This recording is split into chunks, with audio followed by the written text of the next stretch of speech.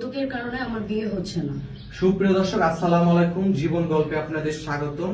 ক্যামেরার সামনে ছোট্ট একটি বোন রয়েছে, আজ আমরা তার জীবন গল্প তুলে ধরবো। আসসালামু আলাইকুম আপু, ওয়ালাইকুম সালাম। কেমন আছেন?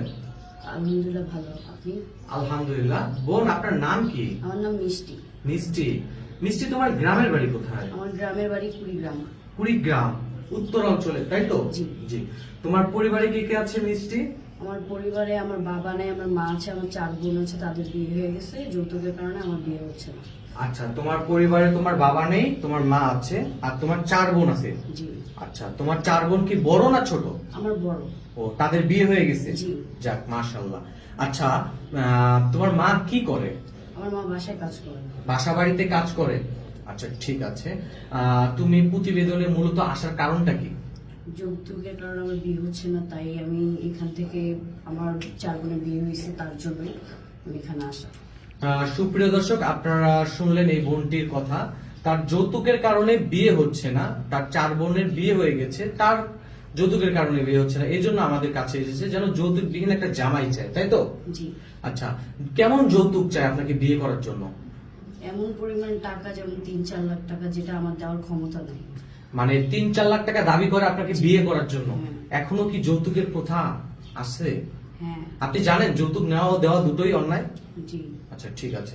আচ্ছা, বিয়ের সংবাদ কেমন আসে? আপনি তো মাশাআল্লাহ অনেক সুন্দর। বিয়ের সংবাদ, ওইখানে বিয়ের সংবাদ বলতে আসলে যৌতুকটাই চলে।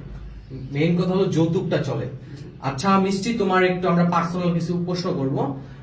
তোমার বয়স কত বর্তমান? আমার বয়স 20। 20 বছর। তোমার 20 বছর বয়স, পড়াশোনা কতটুকু? আমি অনার্সে পড়ি। ও, আপনি অনার্সে পড়েন। পড়াশোনা এখন তো অফ না? জি। কি কারণে বন্ধ করেছেন? আমার দারিদ্রতার কারণে আমি পড়াশোনা করতে পারছি। আচ্ছা, আমাদের কাছে মূলত এসেছেন বিয়ে শাদীর জন্য। আচ্ছা, যদি কোনো ভাই আপনাকে বিয়ে করতে চায়, যদি কোনো ভাই আপনার দায়িত্ব নিতে চায়, তার বয়স যদি একটু বেশি হয়, সমস্যা আছে? না। তার যদি অতীতে কোনো বাচ্চা থাকে? না, কোনো সমস্যা আপনি নেই। তো অবিবাহিত একটা মেয়ে, বিবাহিত ছেলেকে বিয়ে করবেন? সে আমারে যদি সুন্দরভাবে দেখাশোনা করতে পারে, আমাকে বুঝতে পারে, তাহলে আমার আর কিছু দরকার নেই। তাহলে আর কিচ্ছু দরকার নাই? না। ভেবে বলতেছেন তো? জি। যাক, আলহামদুলিল্লাহ, আপনার কথাগুলো ভালো লাগলো। যদি কোনো ভাই তার বউ অসুস্থ, তার বউকে সেবা করার জন্য আপনাকে বিয়ে করতে চায়, সেক্ষেত্রে কি করবেন? সেক্ষেত্রেও আমি বিয়ে করবো তাকে। সত্যি? জি। যাক, আলহামদুলিল্লাহ।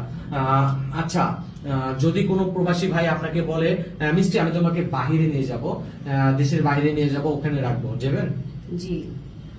আপনার পার্সোনাল ফোন আছে বোন? না, আমার কোনো ফোন নাই। সুপ্রিয় দর্শক, তাহলে আপনার সাথে যোগাযোগ করবে কিভাবে? আমাদের মাধ্যমে যোগাযোগ করলে হবে? হ্যাঁ। কারণ আপনার তো ফোন নাই, তাই না? জি। সুপ্রিয় দর্শক, আপনারা সবই শুনলেন এই বোনটির জীবন গল্প। যদি কোনো হৃদয়বান ব্যক্তি ওনার সাথে যোগাযোগ করতে চান, ডিসপ্লেতে দেওয়া একটি নাম্বার রয়েছে, ওই নাম্বারে ইউটিউব চ্যানেল কর্তৃপক্ষের নাম্বার, আপনারা চাইলে যোগাযোগ করতে পারেন।